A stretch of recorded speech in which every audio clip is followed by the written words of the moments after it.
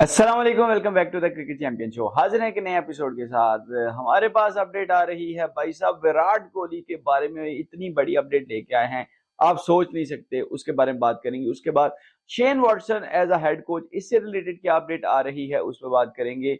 और भाई साहब, शाहिन शाह अफरीदी की कप्तानी के ऊपर खतरे के बादल मंडला रहे हैं। ये क्या हो गया, कौन कप्तान बनने वाला है वर्ल्ड कप में, उस पर बात करेंगे। उसके साथ साथ बड़ी डेवलपमेंट हुई है, उस्मान तारिक जिनका एक्शन, जो यहां से ऐसे बॉल करते थे, जिनका एक्शन जो है रिपोर्ट हुआ था, उससे रिलेटेड बात करेंगे। और उसके साथ साथ भाई साहब, बाबर आजम एक और विराट कोहली का रिकॉर्ड बराबर करने वाले हैं, वो कौन सा है उस पर बात करेंगे। मैं ऐसे ईद फैजान से आपके लिए लाता हूं क्रिकेट से रिलेटेड मजेदार किस्म का कंटेंट। आप दोस्तों से हमेशा छोटी सी रिक्वेस्ट होती है, चैनल को सब्सक्राइब कर दिया करें।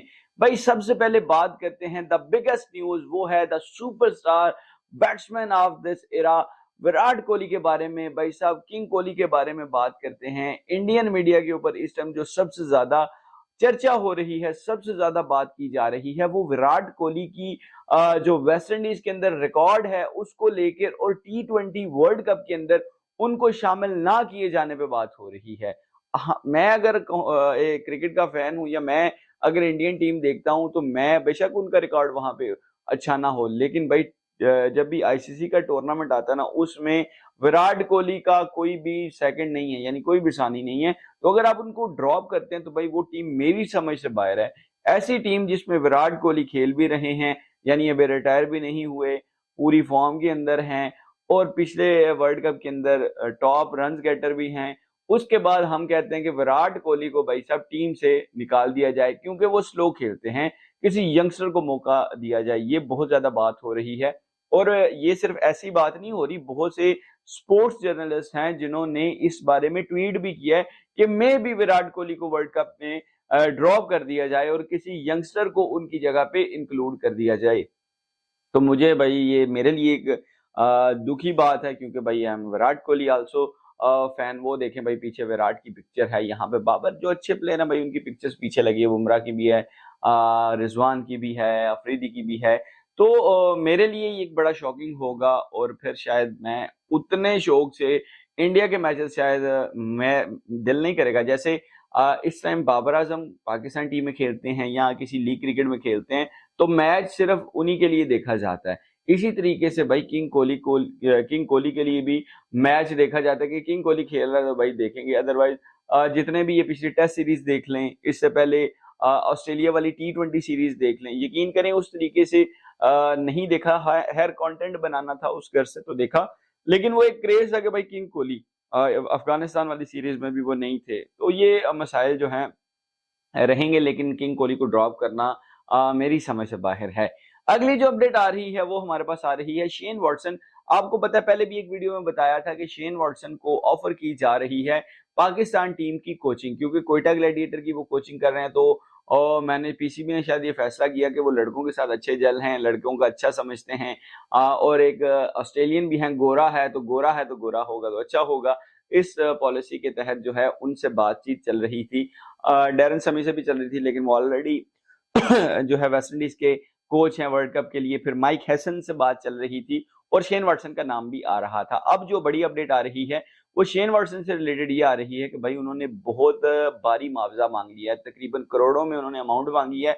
और उसके ऊपर एक शर्त भी रखी है कि वो भाई ज्यादा टाइम जो है वो ऑस्ट्रेलिया में ही रहेंगे। यानी ये जब से वो मिकी आर्टर साहब आए हैं अपनी जूम के अंदर कोचिंग करने, तो उसके बाद भाई सारे फिर यही डिमांड करेंगे कि हम सिर्फ किसी इवेंट के लिए आपके पास आया करेंगे, अदरवाइज हम अपने मुल्क में अपनी फैमिली के साथ रहेंगे। तो अभी मेरे ख्याल से ये बात बनती हुई मुझे नजर नहीं आ रही कि शेन वॉटसन अब हमें शायद नजर ना आए एज अ कोचिंग, और मे भी माइक हैसन से बात चल रही है, वहां पे वो बात डन हो जाए। अगली जो अपडेट आ रही है वो आ रही है शाहिन शाह अफरीदी की कप्तानी को लेके, क्योंकि आपको पता है पीएसएल के अंदर उनकी टीम लाहौर कलंदर जो है वो लास्ट पे आई है, और कोई अच्छी कप्तानी नजर देखने को नहीं आई। तो अब T20 वर्ल्ड कप नजदीक है, उसके लिए भी जो बादल मंडरा रहे हैं ना खतरे के, वो शाहिन शाह अफरीदी की कप्तानी है। क्योंकि बहुत से लोग ये कह रहे हैं, क्योंकि अभी मीडिया पे भी ये चीजें चलना शुरू हो गई हैं, इवन एक्स क्रिकेटर्स भी इसके ऊपर बात करना शुरू हो गए हैं कि शायद शाहिन शाह अफरीदी को ड्रॉप कर दिया जाए, यानी कप्तानी से हटा दिया जाए। मोहम्मद रिजवान से रिलेटेड बड़ी अपडेट आ रही है। बाबर आजम भी उस रेस में हैं, लेकिन जो शाहीन शाह अफरीदी के बाद सेकंड ऑप्शन है वो मोहम्मद रिजवान पे गौर किया जा रहा है कि उनको T20 वर्ल्ड कप के लिए कप्तान बना दिया जाए। तो मेरे अकॉर्डिंग अगर देखा जाए तो ये फैसला इतना बुरा नहीं है कि अगर आप रिजवान को बना, या ये अफरीदी, शाहीन शाह अफरीदी को बनाया गया था तब भी मैंने बात की थी, अभी आप बहुत जल्दी कर रहे हैं क्योंकि एक तो इंजरी प्रोन है, किसी टाइम भी इंजरी हो सकती है। सेकेंडली अभी इतना एक्सपीरियंस नहीं है, मेच्योर नहीं है। रिजवान काफी क्रिकेट खेल रहे हैं, पेशावर की वो कैप्टनसी कर चुके हैं, डोमेस्टिक के अंदर डिफरेंट टीम्स को लीड कर चुके हैं, मुल्तान सुल्तान को लीड कर रहे हैं और उनकी टीम टॉप पे है। तो मैंने तब भी एक वीडियो बनाई थी जिसमें बहुत से लोगों ने नीचे एग्री भी किया था कि हाँ ऐसा ही होना चाहिए, रिजवान बेस्ट ऑप्शन था शाहीन शाह अफरीदी से। तो देखते हैं पीसीबी इसके ऊपर क्या डिसीजन लेती है। अगली जो अपडेट आ रही है वो उस्मान तारिक से रिलेटेड आ रही है। उस्मान तारिक कोयटा ग्लैडिएटर के वो स्पिनर जो मिस्ट्री भी हैं, ऑफ स्पिन भी हैं, गूगली भी करते हैं, पता नहीं क्या क्या करते हैं, यहाँ से जिनका एक्शन था, बाजू रो के बॉल करते थे, उनका एक्शन रिपोर्ट हुआ था पीएसएल के मैच में और अब फाइनली उनको क्लियरेंस का नोटिफिकेशन मिल चुका है। अब वो पीएसएल के अंदर अपनी बॉलिंग जारी रख सकते हैं।